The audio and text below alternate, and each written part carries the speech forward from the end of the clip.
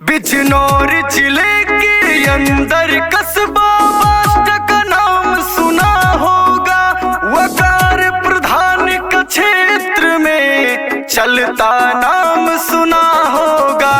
वकार प्रधान का क्षेत्र में चलता नाम सुना होगा। चलता नाम सुना होगा। चलता नाम सुना होगा। कर्मठ नेक विचार मेहनती पढ़ा लिखा होशियार है ये। आपका भाई आपका बेटा आपका ही उम्मीदवार है ये। खड़ा टीम पे प्यार मिले से इतना सच दिलदार है ये। जनता और लाचारों का सच्चा मददगार है ये। तन मन धन से जन सेवा के करते काम सुना होगा। वकार प्रधान का क्षेत्र में चलता नाम सुना होगा। वकार प्रधान का क्षेत्र में चलता नाम सुना होगा।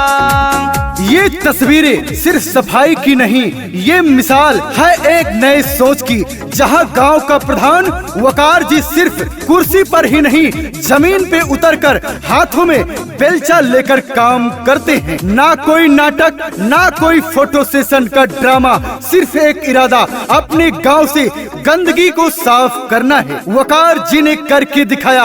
असली नेता वही होता है जो हर गली हर नाली को अपना समझकर साफ सफाई करे और जन कल्याण के लिए काम करता रहे। तो भाइयों बहनों याद रखिए, ऐसे तेज तर्रार युवा दिलों की धड़कन वकार प्रधान जी को एक बार फिर से अपना प्रधान बनाना है। ग्राम पंचायत बास्टा में विकास से विकास लाना है और विकास की गंगा बहाना है।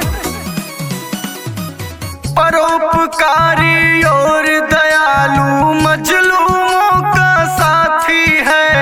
दीन दुखी की करे सहायता, बढ़ के रहे हिम्मती है। बिंदास बोलता पंचायतों में मानस ये पंचायती है। न्याय की बात करता इनको न्याय की बात ही भाती है।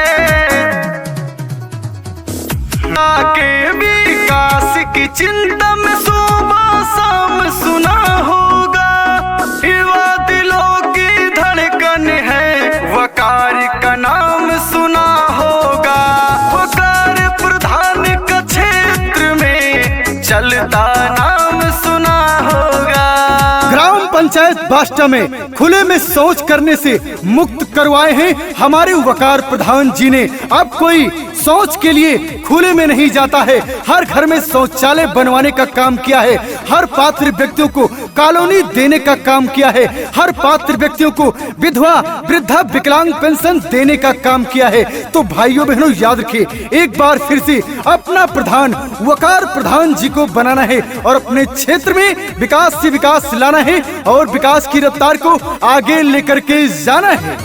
ये जन सेवा का दीवाना, ये करतब खास करेगा। जिद पर अड़ के जोर लगा दो, बास्टा में खूब विकास करेगा। शासन और प्रशासन से मिलकर ये खूब प्रयास करेगा। बड़े बुजुर्गों और बच्चों की सेवा भर एहसास करेगा।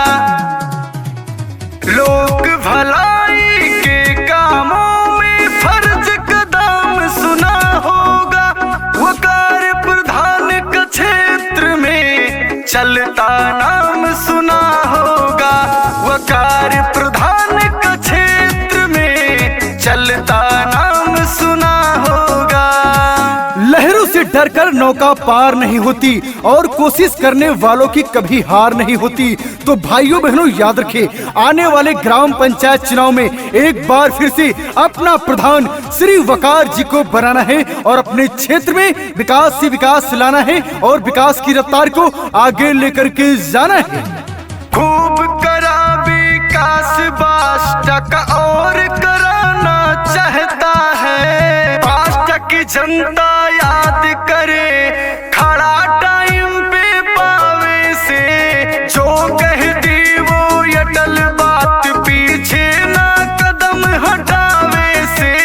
वकार प्रधान का क्षेत्र में चलता नाम सुना होगा।